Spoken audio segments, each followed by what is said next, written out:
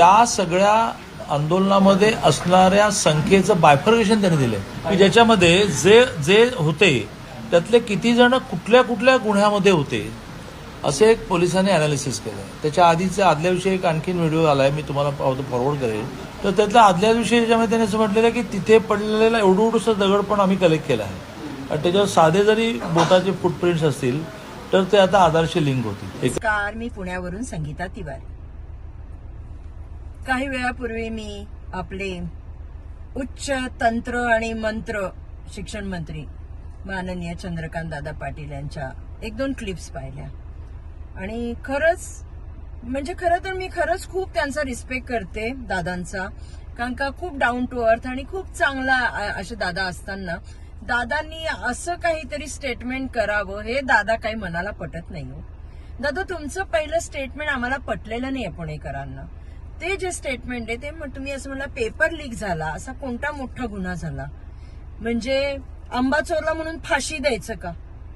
दादा, 22 मुलांनी आत्महत्या केली, 22 मुलांचे बळी घेतले त्या प्रधाननी, आणि तुम्ही त्याला आंबा चोरल्याचं म्हणजे मला कळलंच नाही की काय विचार करून ते तुम्ही स्टेटमेंट केलंय.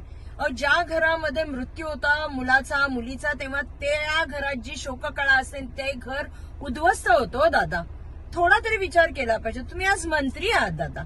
आता दुसरं स्टेटमेंट पाहिलं तर तो म्हणजे हास्यास्पदच आहे. तुम्ही म्हणताय जंतर मंतरला छोटासा पण दगड आहे तो पोलिसांनी ताब्यात घेतलाय आणि त्याच्यावर जे फिंगरप्रिंट्स असतील त्याच्यावरनं तुम्ही आधार कार्डाला त्याला जोडणार आणि त्या मुलांना पकडणार. दादा, कठीण आहे हो. किती दगड होती तिथे, आणि समजा त्या दगडावर दुसरं काही झालं असेल त्याचं काय करणार तुम्ही? म्हणजे मला कळत नाही की दादा, एक मंत्री होऊन तुम्ही असं का बोलताय, का लोकांची एंटरटेनमेंट करताय? म्हणजे असं झालंय ना दादा की तुमचं जे वाक्य आहेत ते मीडिया आम्हाला दाखवते ना, तर आम्हाला असं त्याच्यावर म्हणून एंटरटेनमेंट. पण दादा, खरंच आता एंटरटेनमेंट करू नका. अगदी शिक्षण मंत्र्यासारखं वागा. काहीतरी लोकांना, मुलांना काहीतरी मार्गदर्शन होईल असं बोला, एवढीच माझी विनंती आहे.